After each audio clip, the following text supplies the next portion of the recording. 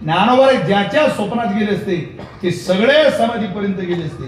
ज्ञानोबा कोणाच्या स्वप्नात गेले नाही महाराज, नाथ महाराजांच्या स्वप्नात गेले.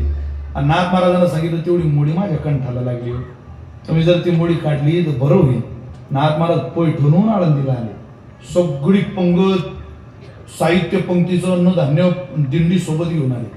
अहो 2-4 दिवस झाले, 8 दिवस झाले, समाधीच दिसत नव्हती. सगळा घरदार संघ, झाड मोठे मोठे, इंद्राणीचं तटा, सिद्ध बेटात आता आपल्यासारख्याचं धाडस होत नव्हतं जायची. आता परिस्थिती काही वर्ष अगोदरची, तेव्हाची आळंदी कशी असेल दिसतच नव्हतं. शेवटी खूप दिवस नाथ महाराजांना राहायला लागल्यामुळे जवळचं सगळं अन्न संपलं. मग आता नाथ महाराजांच्या जेवणाची व्यवस्था, आळंदीत दुकान नाही. अहो एक वाण्यानं दुकान टाकलं, नवीन दुकान, किराणा दुकान त्याच दिवशी. सगळं साहित्य नाथ महाराजांना आणून दिलं. ते पैठण आळंदीचे लोक म्हणत महाराज दुकान आजच टाकले गेले. अरे बापरे आजच हो. आणि तुमच्या करता माहिती घेतली त्यावेळेला वाणी कोण होता लक्षात आलं. झाले ज्ञान देव वाणी आले सामो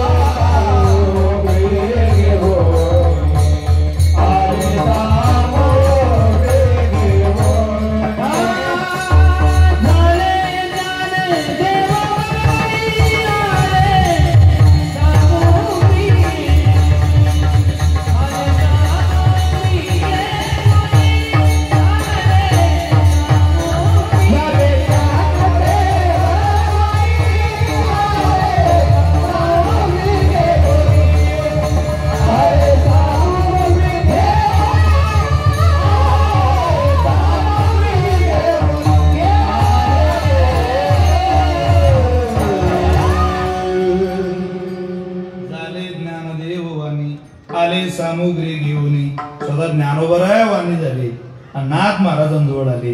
काय प्रेम असेल ज्ञानोबा यांचं नाथ महाराजांवर. नाथ महाराज म्हटले या प्रेमामुळेच आम्हाला ज्ञान थारोड्या बैसलो, थारोड्या जबाबदारी बनवली दिली की तुम्ही ज्ञानदानाचं काम करा.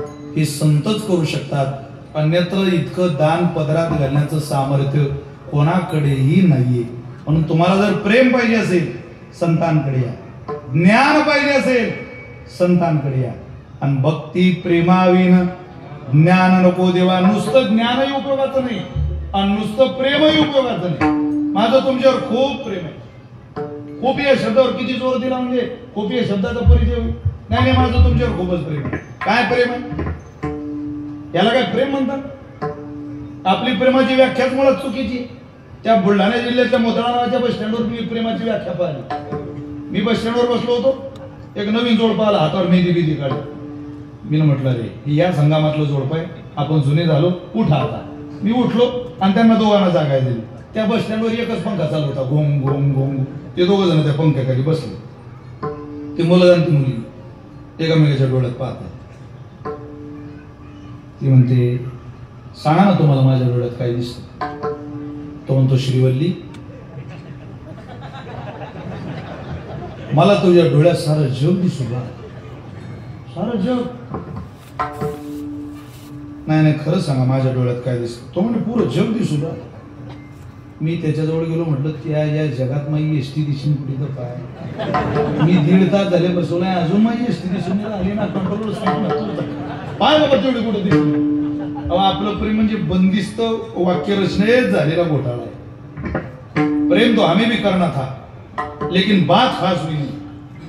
ताजमहल तो हमें भी बनवाना था लेकिन लोन पास हुआ नहीं.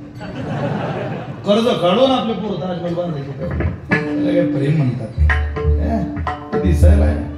व्यवहार दशेमध्ये प्रेम कोणाला मिळत नसतं. प्रेमाच्या व्याख्या आहे फक्त त्या तुम्ही मी ठरवलेल्या. सध्या तरुणाईला, तरुण पोरींना, तरुण बांधवांनी, तरुण भगिनी, चांगले मुलं आपलं भविष्य उद्ध्वस्त करतायत.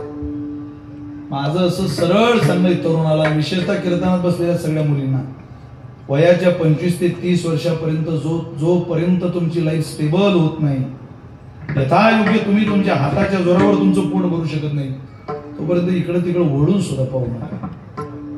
तुमच्या घरातल्या लोकांची लाईफ अपसेट होते, डिस्टर्ब होतात माणसं. अरे इतकं मोठं भविष्य आपल्या समोर आहे, तुम्ही काही प्रयत्न करत नाही. 72वा क्रमांक या देशातला ऑलिम्पिकच्या यादीत. सगळे जण क्रिकेट खेळायला लागले, ते बाकीचे खेळ खेळून कोण? अजून गोल्ड मेडल नाही भारताकडे. 140 करोड लोकसंख्येच्या देशात एखादा माईचा लाल जन्माला येऊ नये असं की त्याने गोल्ड मेडल आणावं भारताकरता. आपणही प्रयत्न करू ना काहीतरी या देशाची मान उंचावण्याकरता. जसं मनू भाकर नावाच्या पोरीनं केलं, 2 कांस्य पदक गेल्या ऑलिम्पिक मध्ये भारताच्या पदरात घातली. विचारलं त्या मनू भाकर नावाच्या पोरीला, बाई 2 कांस्य पदक दिली भारताला, अगं कसं शक्य झालंय? त्या मनू भाकर नावाच्या पोरीने दिलेलं उत्तर आहे, माझ्या वडिलांनी माझ्या हातात श्रीमद भगवत गीता नावाचा ग्रंथ दिला आणि त्या गीतामौलीमुळे शक्य झाले. तुम्ही तुमच्या पोरांच्या हातात ज्ञान द्या, ज्ञानेश्वरी द्या, गाथा द्या, अमृतानुभव द्या, चांगदेव 65 द्या. वारकरी संप्रदायामध्ये चिंधीत गुंडाळलेला हिरा आहे, तो देखना हिरा चिंधी बाजूला करून तुमच्या लेकरांना जरा दाखवा. 30% लोक कीर्तनात गप्पा ऐकायला कीर्तनात येतात, विरोध ऐकायला कीर्तनात येतात. त्यांना काही कळत नाही. उपक्रम, उपसंहार, महाराजांनी मांडलेली भूमिका, काही त्या संत वाङ्मयाबद्दल प्रेम, काही नाही. त्याला धेल्याचं ज्ञान नाही, तो माणूस कीर्तन झाल्यावर म्हणतो पाहिजे तेवढी मजा नाही आली. पण तू इकडे काय करतो? तुला तू गाजर पारखी काय येतो तुला?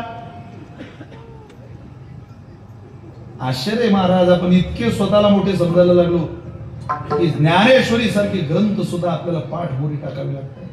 पाहत नाही माणसं त्या ग्रंथांकडे. काय वाटेल ज्ञानोबा? जोपर्यंत जन्मदाती माय चोळीची गाठ मोकळी करत नाही, तोपर्यंत बाळाची उदर तृप्ती होत नाही. तशी जोपर्यंत या महाराष्ट्रातली तरुण पिढी ज्ञानोबारींच्या ज्ञानेश्वरीची गाठ उघडणार नाही, तोपर्यंत तुमच्या आयुष्याची तृप्ती होणार नाही, हा माझा विश्वास आहे. ज्ञानेश्वरी वाचणाऱ्याला काहीच नाही मिळालं तरी हरवलेलं समाधान तरी नक्की मिळतं. आणि या जगात सगळं आहे, पण समाधान कुठे? आनंद कुठे? जरा जगण्याचा आनंद तुम्ही सगळे काऊ चालले मावल्या. महायुतीचं सरकार निघालेलं आहे, 3 जणी द्या.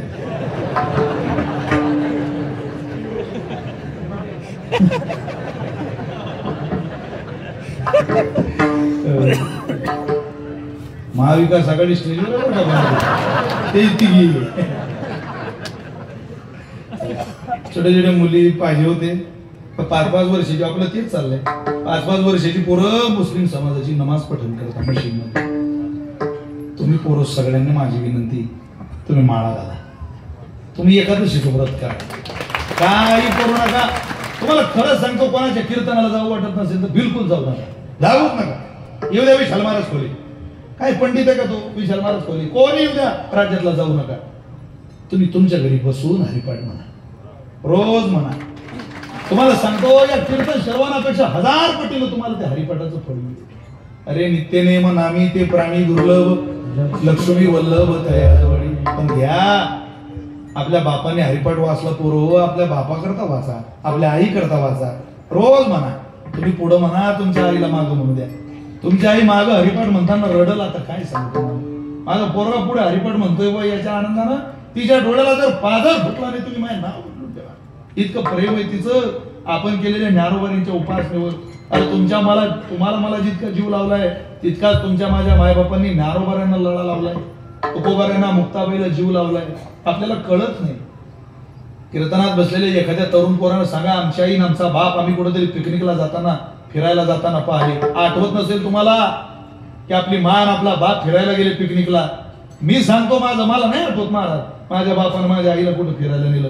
पण मला जर माझी आई, माझा बाप सोबत जाताना आठवायचे झाले तर मला तेच आठवतं की माझी आई माझ्या वडिलांसोबत मुक्ताबाईच्या वारीला जाते, माझी आई माझ्या वडिलांसोबत पंढरीच्या वारीला जाते. अरे आपल्या आईला आणि आपल्या बापाला आपण इतक्या इज्जतदार लोकांचे पोर आहे महाराज, सिंहाचे पिलंय आपण. अरे आपल्या सिंहाला फिरायला जाऊ वाटलं तरी पंढरी डोळ्यानं दिसते. बायकोला घेऊन सोबत कुठं जाऊ वाटलं तर आळंदी देहू डोळ्यानं दिसते. त्या पुण्यवान लोकांच्या पदरी आपला जन्म झाला आणि आपण करंट्यासारखे वागायला लागलो. वाचत नाही ज्ञानेश्वरी. अरे अन्न महाराष्ट्रातलं खायचं, ज्ञानेश्वरी वाचायची नाही. अरे राम राम राम, काय नीती आहे. अन्न महाराष्ट्रातलं, पण ग्रंथ नाही महाराष्ट्राचे, आम्ही वाचणार नाही. अन्नाच्या जागेवर गटागटा पाणी पिऊन निर्माण झालेला ग्रंथ आम्हाला नाही गरज त्याची, आम्ही मोठे जातो. कीर्तनात बसलेला प्रत्येक तरुण आज इतका मोठा झालाय, तो ज्ञानोबाऱ्यांच्या आरोडीला ओढ येत नाही. यात नवल काय? तो सांगेल ज्ञानोबाऱ्यांना सुद्धा, तुम्ही काय ज्ञानेश्वरी वाचायला होता? अरे आम्हाला आमच्या बापाशी बोलायला वेळ नाही, तर तुमचे ग्रंथ कधी वाचायचे? घरातल्या म्हातारीकडे 2 शब्द जाऊन तिच्या तब्येतीची चौकशी करायला आम्हाला वेळ नाही. तुमचे ग्रंथ वाचायला कुठे जन्माला आलं? आम्ही नाही वाचणार. आणि आमच्या मस्तीत रममान आहे ज्ञानोबा आहे. आम्हाला आमच्या पद्धतीनं जगू द्या, लुटमार करू द्या, दारू पिऊ द्या, धिंगाणा घालू द्या. हिंदवी स्वराज्य संस्थापक छत्रपती शिवाजी महाराजांनी दिलेल्या महाराष्ट्राचे जे काय दिंडवडे काढता येतील ते आम्हाला काढू द्या. आम्हाला तुम्ही ज्ञानेश्वरी गाथा वाचनाच्या भानगडीत घालू नका, असं उत्तर देण्याचं धाडस होईल महाराष्ट्रातले तरुण. आता काय सांगा, 300 रुपये ज्याला रोज आहे ना, 300 रुपये, 300 रुपये ज्याची दिवसभराची कमाई आहे, ते मुस्लिम समाजाचं पोरग उंबरठा ओलांडून आत आलं की आईला विचारतो, अम्मा अब्बाजांनी कुछ खाया? फक्त 300. ती स्वतःचे 300 रुपये जो संध्याकाळपर्यंत भंगार विकून कमवतो, ते बाळ घरात आलं की आईला म्हणता, अम्मा जान अब्बाजांनी कुछ खाया? 30-30 एकर भर काळीच्या जमिनी ज्या तुमच्या माझ्या बापानं आपल्या फुटात उतार्यात नावावर करून दिल्या, तो बाप जेवला का, झोपला का, त्याला बरं वाटतं का, याची एकदा सुद्धा आपण चौकशी करत नाही. हा प्रश्न तुम्हाला स्वतःला कधी विचारावं वाटत नाही? आपण किती निष्ठुर जगात राहायला लागलो. तुमच्या माझे इतके निष्ठुर कोणी नाही महाराज. इथला प्राणी सुद्धा निष्ठुर नाही. 15 दिवस एखाद्या बैलाला चारा खाऊ घाला, 16व्या दिवशी बैल मालकाचा हात चाटायला लागला. नुसतं गेट वाजलं तरी केविल वेळेला नजरेने मालकाकडे पाहते, माझा मालक आला. मालकाचं छोटं पोरग वाळ्यात जाऊ द्या, पोटा खालून जातं तरी पाय उचलत नाही. इतकी नैतिकता आणि इतकी प्रामाणिकता तुमच्या माझ्या दावणीला बांधलेल्या खोट्यावरच्या जनावराकडे शिल्लक आहे. 15 दिवसाचं अन्न घालणाऱ्याला जर जनावर अंतर देत नसेल, तर आयुष्यभराचा चारा, आयुष्यभराचं पवित्र खाद्य जे ज्ञानोबाऱ्यांनी तुम्हाला मला दिलं, त्यांच्याकडे वळून पाहण्याची गरज या महाराष्ट्राला वाटत नाही? त्या महाराष्ट्रातल्या तरुणाला वाटत नाही? कीर्तनात बसलेल्या तरुण पिढीला वाटत नाही? हे 100% खरं आहे. हे विशाल महाराज खोलेचं कीर्तन आहे. तुम्हाला हे मान्य करावं लागेल आणि तुम्हाला सगळ्या तरुणांना ही घरी सुद्धा न्यावं लागेल. लक्षात ठेवा, हा काही लाखो रुपयाचा खर्च आहे. वर्ष झालं तुम्ही तयारी करताय, पण या तयारीचं काही फलित जर तुमच्या पदरात पडत नसेल तर तयारी न केलेली बरी. कशा करता तुमचे कष्टाचे पैसे खर्च करता? आमचे पाकिट भरायला, आमच्या मजा व्हायला, 2-2 तास तुमच्या प्रत्येकाच्या आयुष्यातले व्यर्थ व्हायला? काय करताय सगळं? नाही केलं तर तुम्हाला काही दंड थोडीच होणार आहे सुवर्ण महोत्सवी वर्ष इतक्या ताटा. पण सुवर्ण महोत्सवी वर्षाकरता राहिलेलं आयुष्य सुखामध्ये घालवायचं असेल तर सुवर्ण महोत्सवी वर्ष जीवनात उतरवावंच लागेल. आणि ज्ञानोबाऱ्यांना ती प्रार्थना या करावी.